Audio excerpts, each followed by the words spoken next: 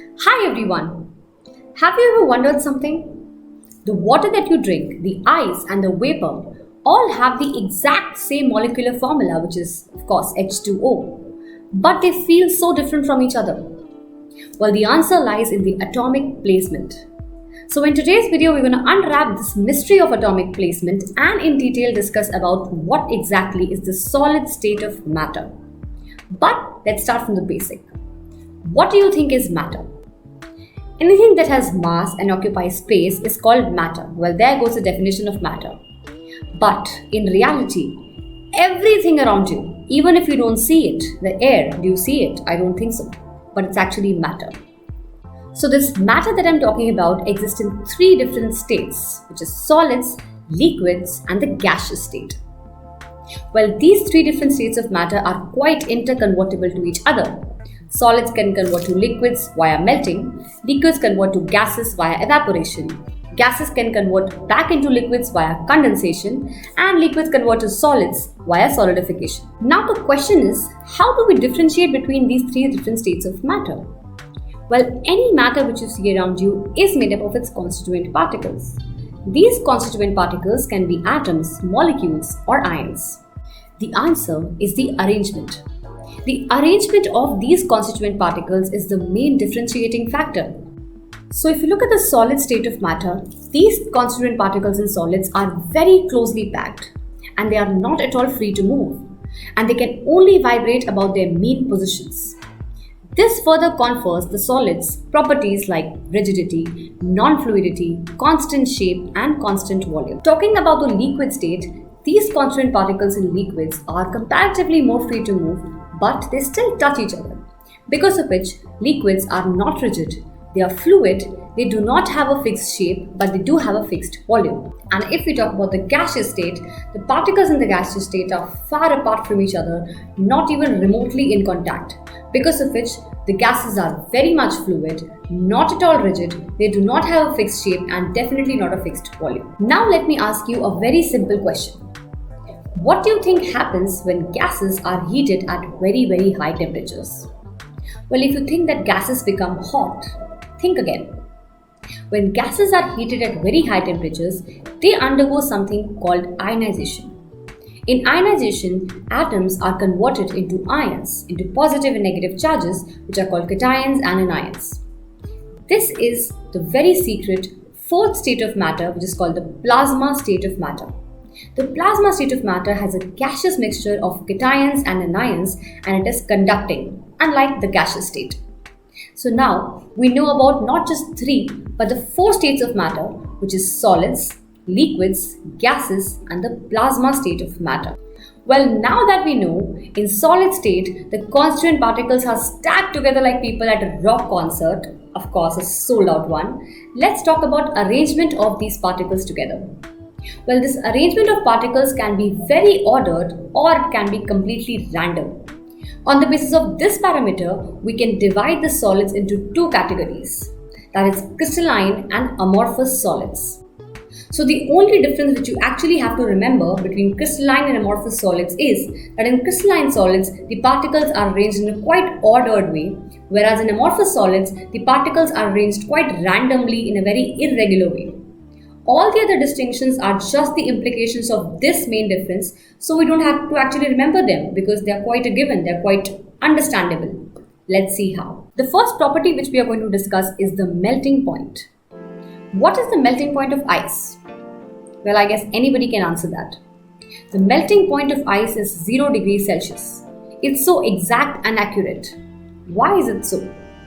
In crystalline solids like ice, the arrangement of particles, as I already said, is in a very ordered way, because of which the bond strength of all these bonds is also quite ordered, which further means that all these bonds are going to have the same bond strength, which means as and when we apply some heat energy to it, and as and when the required amount of energy is reached, all these bonds must break together. That's why solids have a very sharp melting point.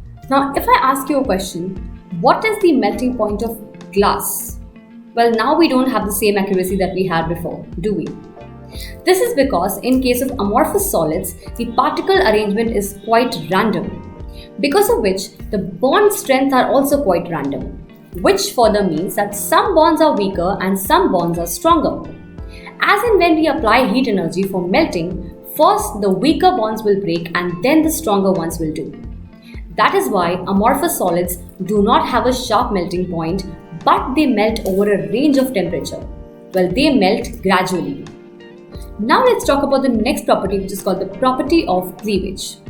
When you cut a crystalline solid with the help of a sharp knife, not that you should try it, but when you do it, you get plain surfaces. The newly generated surfaces are quite plain and quite smooth. Well, the answer to this also lies in the arrangement. Because of the ordered arrangement, or I should say, of crystalline solid, there exist planes with no constituent particles at all. Because of which, the newly generated surfaces are as smooth as butter on a bread. Now let's talk about the amorphous solids. If you cut an amorphous solid with the help of a sharp knife, then the newly generated surfaces are going to be quite bumpy and irregular. The reason being, again, because of the arrangement of particles. Because of the disordered arrangement of particles, no matter from what angle you give a cut, there is not going to be any plane which is going to be particle-less, which means does not have any particle. Because of which, amorphous solids lack the property of cleavage, whereas crystalline solids do have the property of cleavage. Now let's talk about the next property, which is isotropy. Iso meaning same and tropy meaning direction. Well, we'll come to that in a bit. But have you ever seen a marching squad? In a marching squad, the soldiers are arranged at a perfect distance from each other in a very ordered way, just like in case of crystalline solids. Now, on your screen, you see one such marching squad. If you connect the line AB, you see that it touches a set of soldiers. Now, if you connect a different line, which is CD, which is diagonal, you see that it touches a different set of soldiers.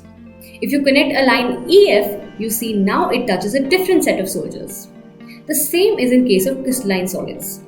Because of the ordered arrangement of particles, when we measure any physical property like refractive index, the moment we change the direction in which we measure the property, the value of the property also changes. Which means in crystalline solids, we do not have the property of being same from all the directions, which means it is different from all the directions. That is why crystalline solids are anisotropic. Now let's talk about the amorphous solids. In case of amorphous solids, we can compare it to a random mob or a random group of people. No matter what line you try to connect, it is always going to hit the same number and type of people. So because of the random arrangement of particles, no matter from which direction you measure the property, it is always going to come in contact with the same type of constituent particle. That is why amorphous solids are said to be isotropic, which is same from all the directions. So to document it all, this is a table from NCERT which talks about all the properties which we have just discussed, out of which only one you have to remember, which is the order of arrangement, and everything else is just an implication of the same. So before concluding this video, I'll very briefly discuss one of the third classifications of solids, which is called the polycrystalline solids. Well, just like matter, where solids and gases are just the extreme behaviors of matter, similarly, crystalline solids and amorphous solids is just the extreme behavior of solids, and polycrystalline lies somewhere in between, just like liquids. As your crystalline solids have a long range order and amorphous solids have a short range order, your polycrystalline have a middle range order. It's nothing but just a cluster of small crystals together.